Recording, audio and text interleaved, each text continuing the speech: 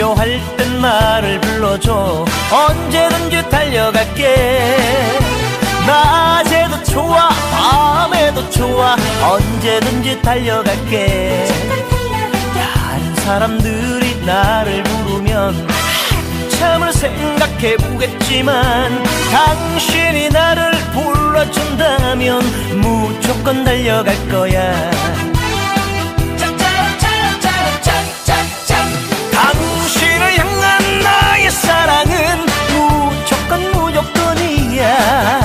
당신을 향한 나의 사랑은 특급 사랑이야.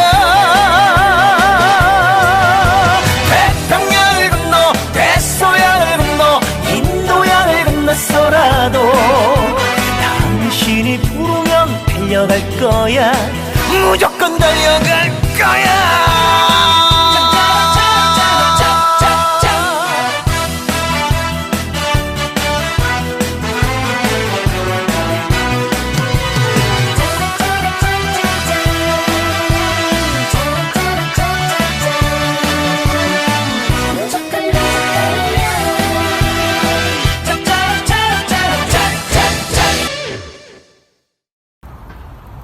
안녕하세요. 동서울 실버대학입니다.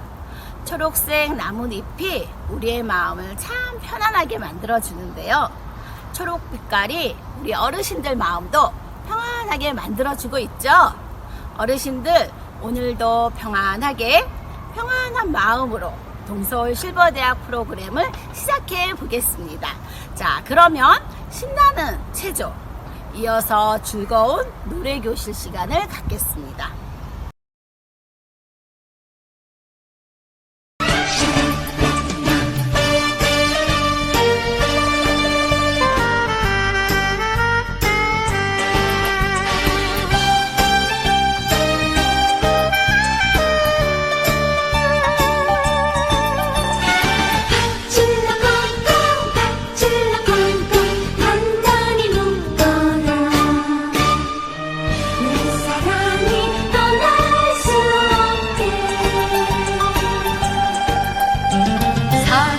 밧줄로 꽁꽁 묶어라.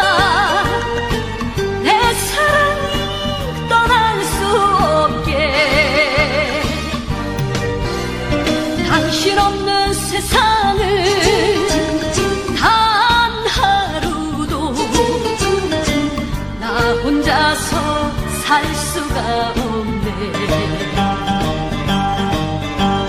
바보같이 떠난다니 바보같이 떠난다니 나는 어떡하라고. 밧줄로 꽁꽁 밧줄로 꽁꽁 단단히 묶어라. 내 사랑이 떠날 수 없게.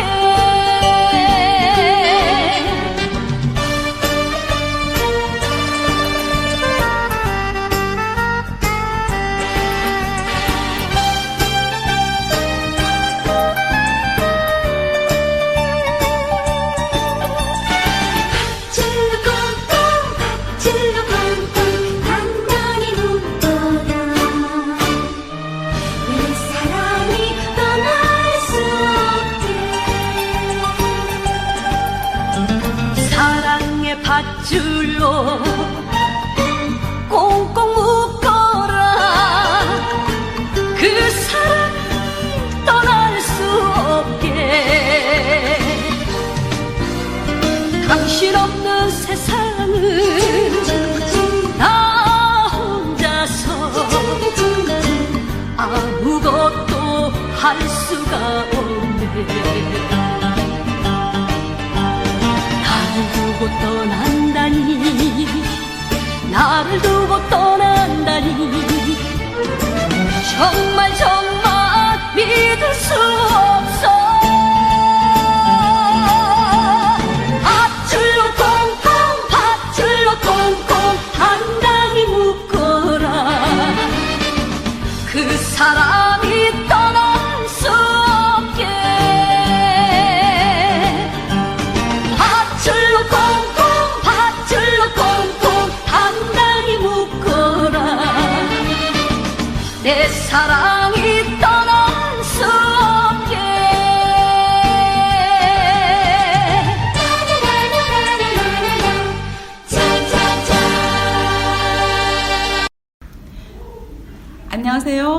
오늘도 즐겁고 행복한 노래교실 시간이 돌아왔습니다. 오늘 제가 준비한 곡은요, 남촌이라는 곡이에요. 봄에 꼭 생각나는 곡이죠. 날씨가 조금 춥긴 했지만 이제 완연한 봄이 됐습니다. 우리가 이 노래 부르면서 봄을 마음껏 한번 느껴보시게 되기를 바랍니다. 제가 먼저 한번 불러볼게요. 불러보기 전에요, 가사를 먼저 한번 읽어보니까 참 좋더라고요. 우리 같이 가사를 한번 읽어보겠습니다. 남촌. 산 너머 남촌에는 누가 살길래 해마다 봄바람이 나무로 오네. 꽃이 피는 4월이면 진달래 향기, 밀 익는 5월이면 보리 내음새. 어느 것 한 가진들 싫어 안 오리. 남촌서 남풍 불 때 나는 좋대나. 산 너머 남촌에는 누가 살길래 저 하늘 저 빛깔이 그리 고울까. 금잔디 넓은 벌엔 호랑나비 때 버들가지 실개천에 종달새 노래. 어느 것 한 가진들 싫어 안 오리. 남촌서 남풍 불 때 나는 좋대나. 가사가 너무 사랑스럽죠? 네, 그러면 제가 먼저 한번 불러보겠습니다.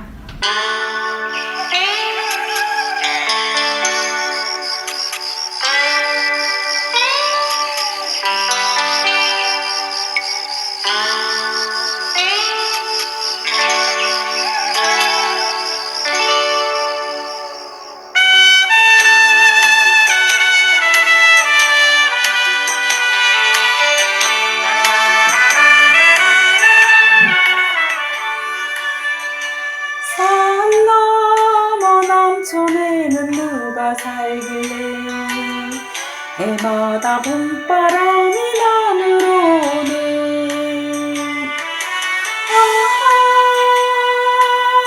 꽃피는 4월이면 진달래 향기, 밀 익은 5월이면 보리 내음새.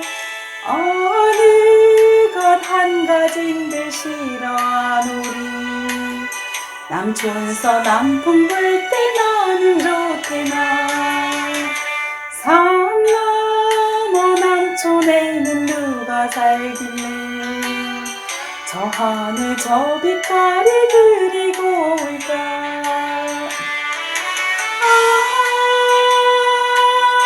금잔디 넓은 걸엔 호랑나비 때 버들가지 개천에 종달새 노래.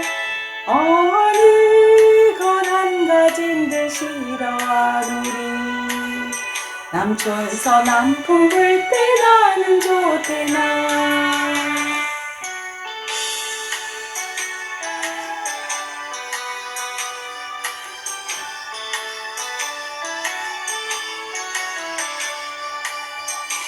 어느 것 한 가진들 싫어 안 오리.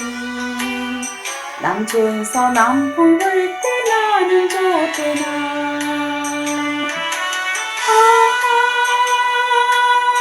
꽃피는 4월이면 진달래 향기, 밀 익은 5월이면 보리 내음새. 어느 것 한 가진들 싫어 안 오리. 남촌서 남풍 불 때 나는 좋대나.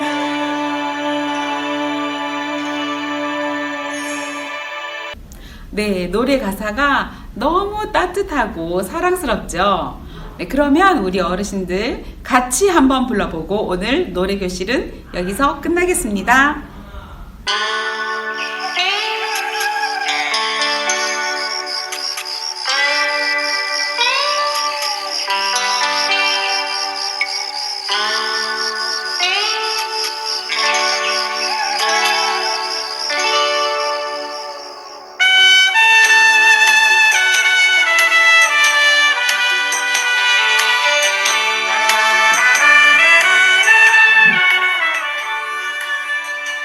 산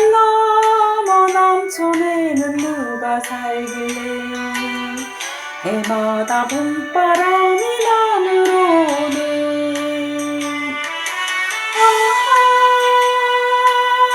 꽃피는 4월이면 진달래 향기 미익은 5월이면 보리 냄새 어느 것 한 가지인데 싫어한 우리 남촌서 남풍 불 때 나는 좋대나 산 넘어 남촌에는 누가 살길래 저 하늘 저 빛깔이 그리고 올까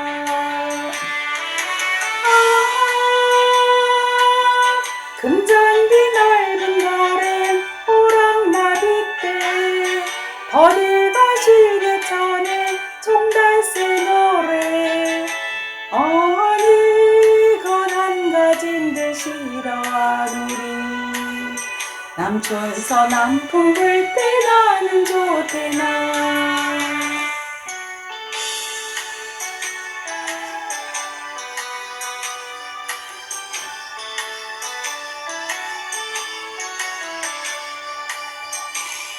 어느 것 한 가지인데 싫어한 우리 남촌서 남풍 불 때 나는 좋대나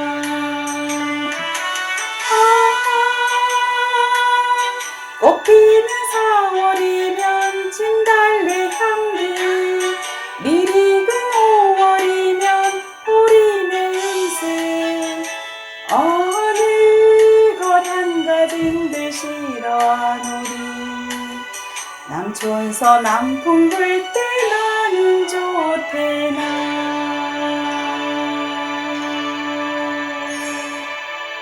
네, 즐거운 노래교실 시간이었는데요. 노래를 같이 부르다 보니까 마음이 참 행복해졌습니다. 자, 다음 시간은 재미있는 생각동화 하나 들으시고요. 그리고 그라시아스 합창 감상하는 시간을 가진 다음에 이어서 강연하는 시간을 갖겠습니다.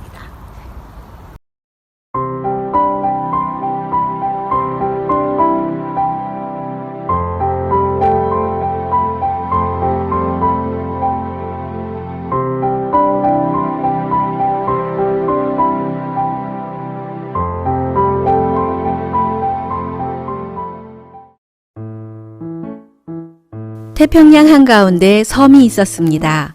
그 섬에는 오래전부터 특이한 풍습이 전해지고 있었습니다.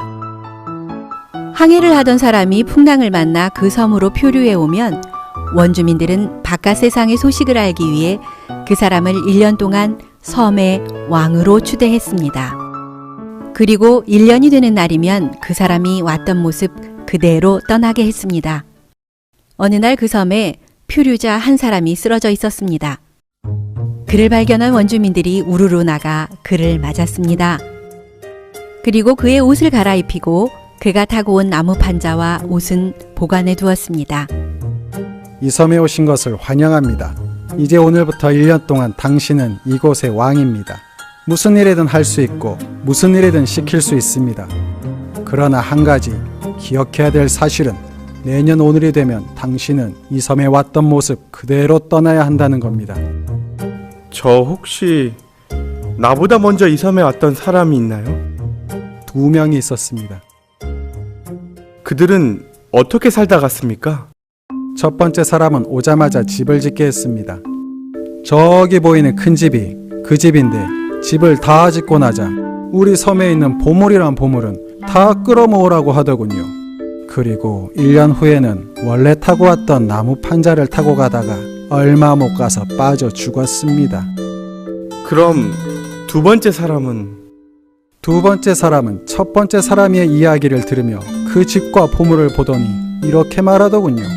멍청한 놈, 즐기지도 못하고 저런 집이나 짓다가 죽은 거 아니야? 나라면 실컷 먹고 즐기겠어. 라고 하더군요. 그러더니 온 섬의 음식이란 음식은 죄다 가져오라고 했습니다. 음식뿐만 아니라 몸에 좋은 약초까지 가져오라고 했죠. 그렇게 먹으니 살이 정말 많이 쪘었죠. 그리고 섬에 젊고 예쁜 여자들을 불러서 노래하고 춤추게 했습니다.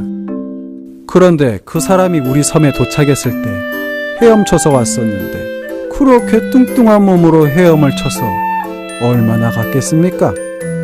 그 사람도 얼마 못 가서 물에 빠져 죽었습니다. 이제 우리 섬에 도착한 세 번째 사람이 바로 당신입니다. 자, 당신은 이 1년을 어떻게 보내실 겁니까? 이야기를 듣고 나서 깊은 생각에 잠기더니 이렇게 말했습니다. 우선 내가 섬을 한번 구경하겠습니다. 세 번째 사람은 섬에서 가장 높은 곳으로 올라갔습니다.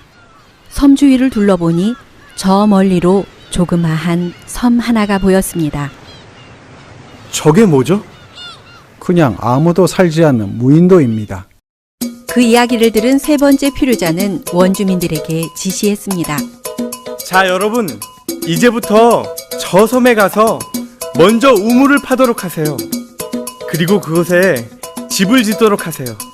집 주위로는 온갖 과일나무와 꽃나무를 심도록 하시고요.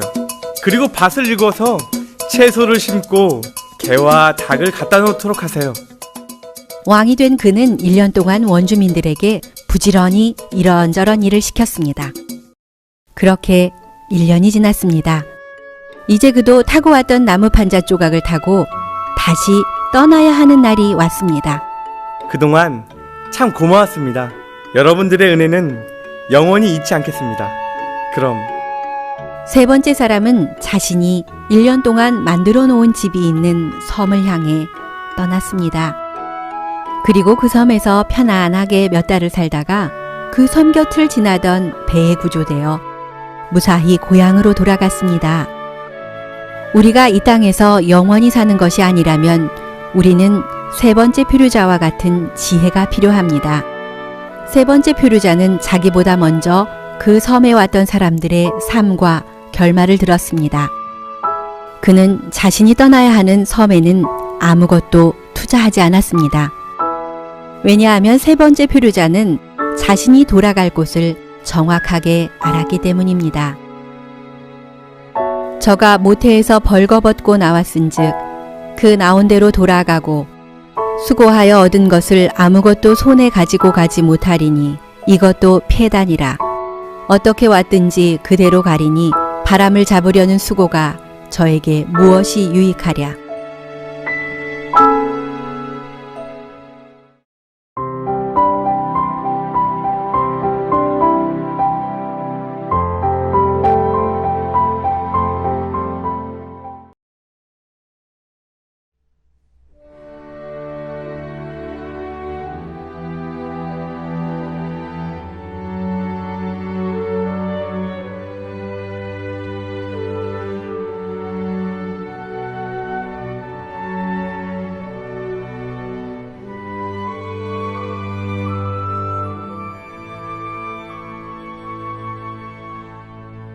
I'd rather have Jesus than a silver or gold.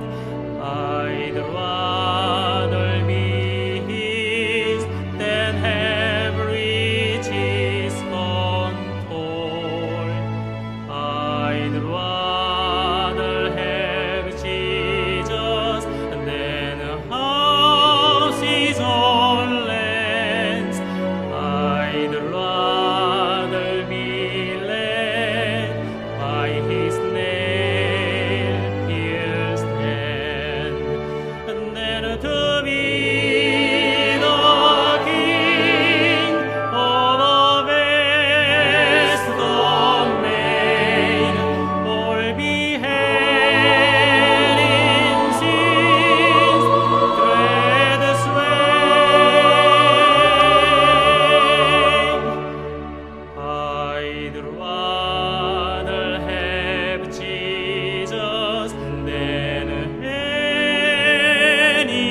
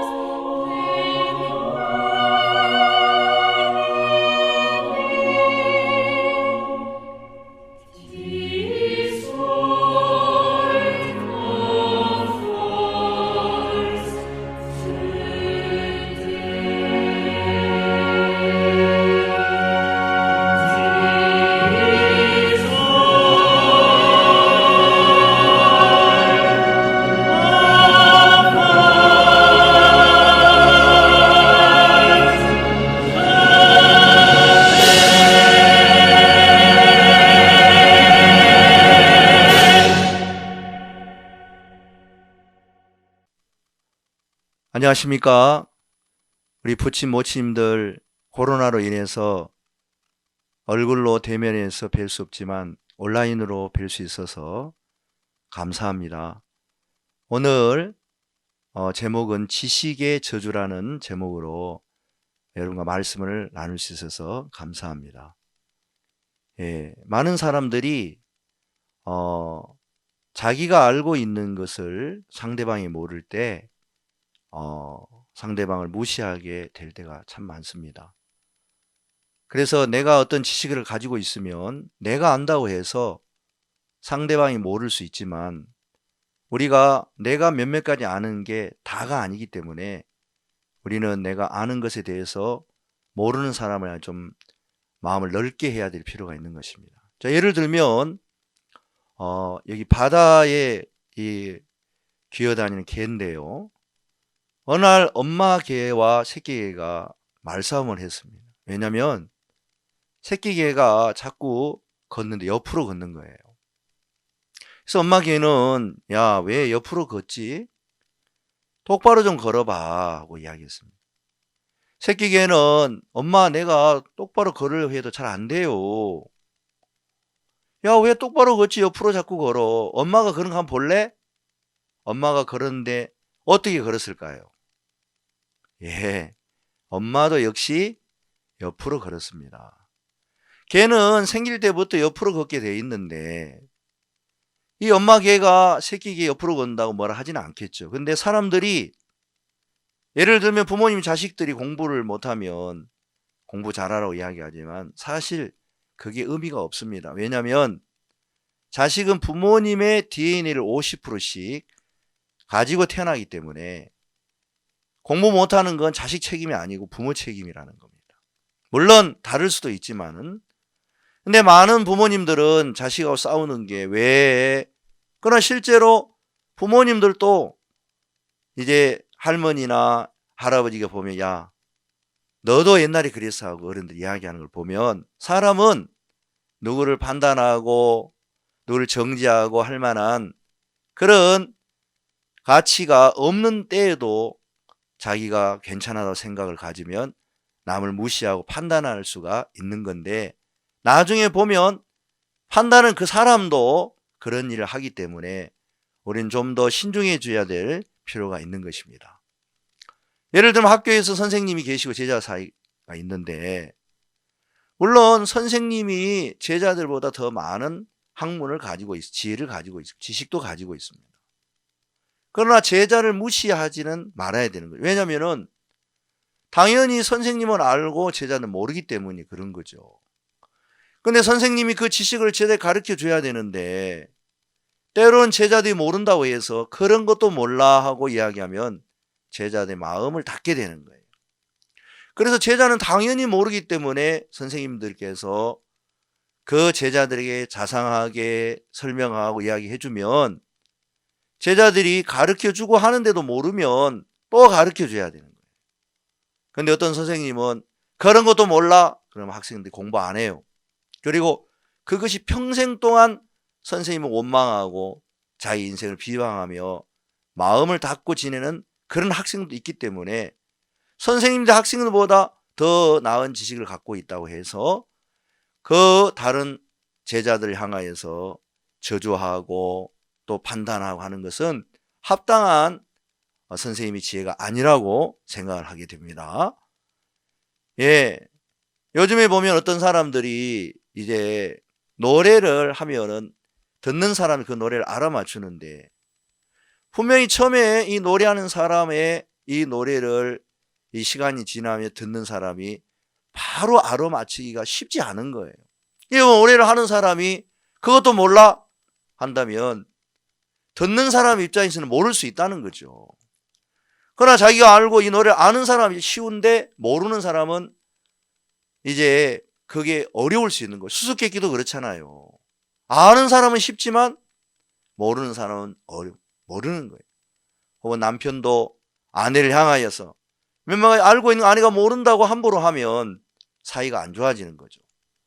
예, 부부 사이도 마찬가지라는 거죠. 옛날에 이 소와 사자가 결혼했는데 이제 둘이 굉장히 서로 사랑을 해서 나중에 막 서로 싸우는 일이 생겼어요. 왜냐하면 소는 풀을 먹고 사는 동물이기 때문에 아무리 사자를 위해서 맛있는 음식을 해줘도 소가 해준 음식을 사자가 먹을 수 없는 거예요. 또 소도 아내를 위해서 맛있는 음식을 사준다고 해도 사자는 육식동물이고 소는 초식동물이기 때문에 이게 서로 안 맞아서 서로 이제 사이가 나빠지는 겁니다.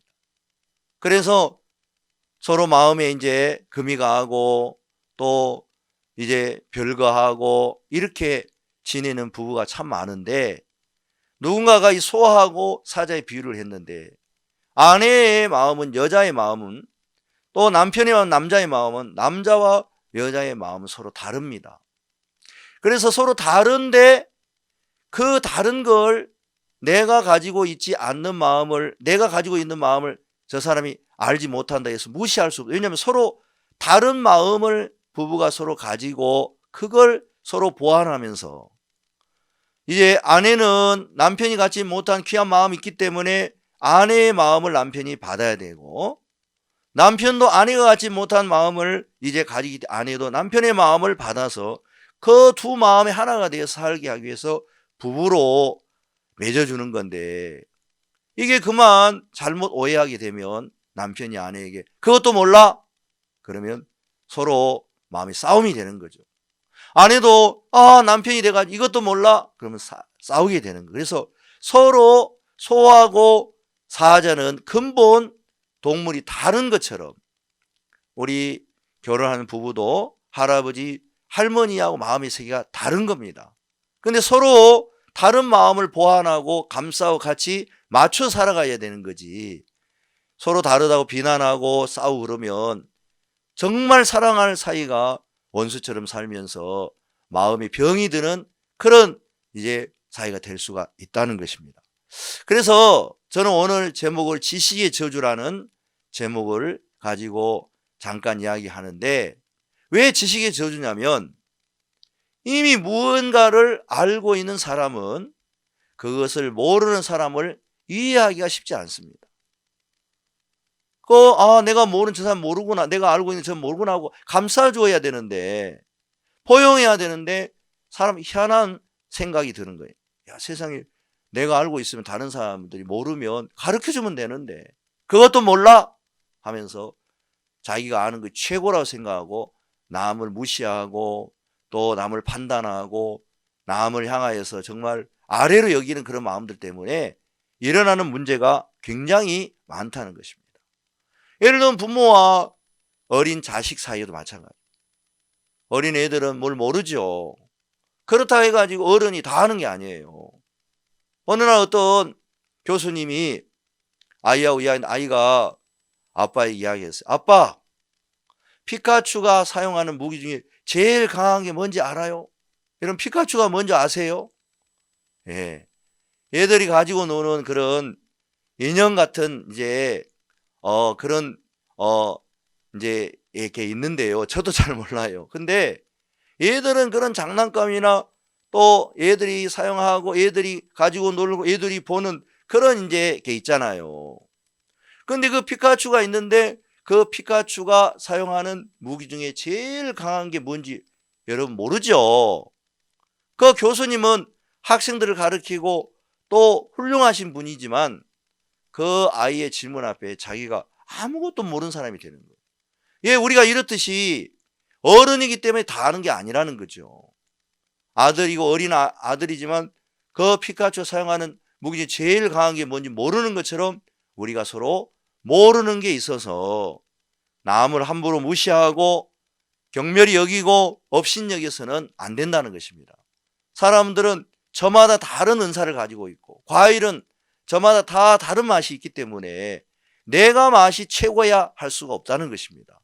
사람 내가 최고야 할 수 없다는 거예요. 서로 부족한 사람들이 서로 가진 많은 은사들을 서로 같이 공유하고 함께 모아서 행복한 삶을 만들어 가야 될 줄로 아는 것입니다. 제가 군대 갔는데요. 군대 가니까 매를 많이 맞았어요. 한 번은 이제 군대에 조교가 이제 훈련병에게 무슨 얘기를 하는데 훈련병이 모르겠는데요 하고 이야기를 했습니다. 그러니까 그 조교가 그 훈련병을 막 때리는 겁니다. 왜냐하면 모르기는 뭘 몰라. 내가 그러면 안 가르쳐 줬다는 말이야? 군대에서는 모르겠다는 말을 하면 무조건 매를 맞는 거예요. 그럼 군대에서는 어떻게 이야기를 해라고 가르치냐면 잊었습니다. 그렇게 해야 된다. 잊었다는 말은 내가 가르쳐 줬는데 네가 잊어버린 거지. 모른다는 말은 내가 가르치지 않았다는 얘기입니다. 세상에서는 그게 통하지 않지요. 세상에서는 가르치지도 않고 모르겠네 그러면 가르쳐 주는데 군대에서는 가르쳐 주든지 안 가르쳐 주든지 질문을 했을 때 모르겠는데요 하고 하면 안 되는 거예요. 무조건 잊었습니다 그래요. 그 말은 뭐냐면 내가 가르쳐 줬는데 네가 잊어버린 거지. 모른단 말은 내가 안 가르쳐 주는 얘기냐 이 말이거든요. 이건 억지예요. 그러나 군대에 가면 별 수 없어요. 누구든지 조교나 또 계급이 높은 병장이나 이런 분들 이야기했을 때 그렇게 하지 않으면 혼나는 거예요. 이것도 사실은 너무 이제 사람들의 마음을 답답하게 만드는 거지만 군대이기 때문에 할 수 없이 하지만 좀 더 이제 계급이 높은 상관이 이제 훈련병이나 또 이제 입대한 그 군인들을 향하여 조금만 마음을 넓혀서 이야기해 주면 참 좋을 건데 그런 어떤 것도 군대에 이야기가 있어요. 이렇듯이 세상은 그냥 서로 자기가 뭔가 알고 어떤 높은 위치에 서면 무조건 군림을 하려고만 하지. 상대방을 헤아리고 생각해 주면 얼마나 좋겠습니까? 옛날에 어떤 할아버지가 이제 손님을 만나러 가는데 메리어트 호텔이라는 그 호텔에서 만나서 이야기를 나누기로 해서 그 메리어트를 찾아가려고 했습니다. 근데 할아버지는 한국말도 잊어버리기가 쉬운데 이 메리어트라는 이 외국말 단어가 잊어버리는 거예요. 그래서 할아버지 자꾸 걱정을 또 잊어버리면 어떻게 하지? 그랬는데 손자가 옆에서 가르쳐 주는 거예요. 할아버지 메리어트 호텔 해보세요. 메리어트 호텔. 근데 내가 자꾸 잊어버린다. 그 할아버지 그 메리어스 이렇게 생각나죠? 메리어스. 메리어스 생각나지? 메리어스. 거기 앞에 메리하고 똑같이 하고 그 다음에 그 뒤에는 어트를 붙여서 메리어트 호텔 이렇게 한번 해보세요. 그래서 연상지어서 이제 할 수 있도록 그 손주가 가르쳐서 할아버지가 메리어트 하니까 안 잊어버려. 너무 좋은 거예요. 근데 이제 택시를 타고 가는데 운전수가 할아버지 어디 가십니까? 하는데 할아버지가 갑자기 생각이 안 나는 거예요. 아무 생각이 안 나요. 할아버지 어디 가세요? 내가 금방 생각이 안 나. 근데 갑자기 손자가 그 메리어스 이거 하면서 이제 갑자기 그 메리어스가 우리 한국의 일본 말로 난닝구잖아, 난닝구. 그래서 할아버지가 갑자기 자기도 모르게 난닝구 호텔로 가자고 한 거예요. 난닝구 호텔이 있습니까? 근데 참 신기하게 운전수가 할아버지를 메리어트 호텔 앞으로 데려다 준 거예요. 할아버지 너무 신기해가지고 맞아 메리어트. 메리어스 때 내가 난닝구라 그랬구나. 아니 그 운전수 어떻게 내가 난닝구라 그랬는데 이 호텔로 데려다 줬어. 고맙소 하니까 운전수 분이 그렇게 말한 거예요. 할아버지 사실 저는 운전을 많이 해봤는데 처음에는 손님들 중에 말도 안 되는 얘기를 하시는 분이 많았습니다. 근데 나중에 보니까 저도 나이가 들고 또 말이 이렇게 생각하고 다르게 나올 때도 있었고 그랬습니다. 근데 그 손님 편에 생각을 해보니까 내가 그들의 마음을 알 수가 있었습니다. 한번 어떤 아주머니가 이제 전설의 고향을 가자고 했어요. 전설의 고향을 가진데 내가 생각을 해보니까 전설 고향이 어디에 있습니까? 그러다가 유추하고 생각을 해보니까 예술의 전당이 생각나서 그 앞에 모셔다 드리니까 굉장히 고마워했습니다. 자, 이런 얘기를 들으면 말도 안 되는 얘기 같지만 참 따뜻한 운전수의 마음이 생각되죠. 우리가 이렇게만 살 수 있으면 얼마나 좋겠습니까? 그러나 세상은 각박하고 자기가 좀 틀리고 좀 안다 싶으면 남을 무시하는데 아마 이런 세상이 오면 너무 좋을 것 같습니다. 성경에도 이런 얘기가 있습니다. 어느 날 어떤 여자가 간음하다 현장에 잡혔습니다. 그때 당시에 율법사들은 간음하다 현장에 잡히면 그 여자를 돌로 쳐야 하는 그런 율법이 있었습니다. 그래서 이 여자를 죽일 수 있는데 더 이제 문제는 뭐냐면 하나님의 아들이라고 하신 예수님이 이 땅에 오셨는데 이 예수님은 능력을 행하고 하나님의 사랑을 베푸는데 이 여자에 대해서는 어떻게 하지? 올무를 걸려고 여자를 데려왔습니다. 만약 여자를 살려라 그러면 하나님의 아들이라는 사람이 율법을 어겼네 이렇게 할 거고, 이 여자를 죽여라 그러면 무슨 하나님의 아들이 구원하러 왔다 그러면서 이 여자 하나 살리지 못하나 하고 올무를 걸기 위해서 이제 이 율법사들은 왔습니다. 그런데 그때 예수님은 그들을 향하여서 너희들 중에 죄 없는 자는 돌로 쳐라 그렇게 이야기했습니다.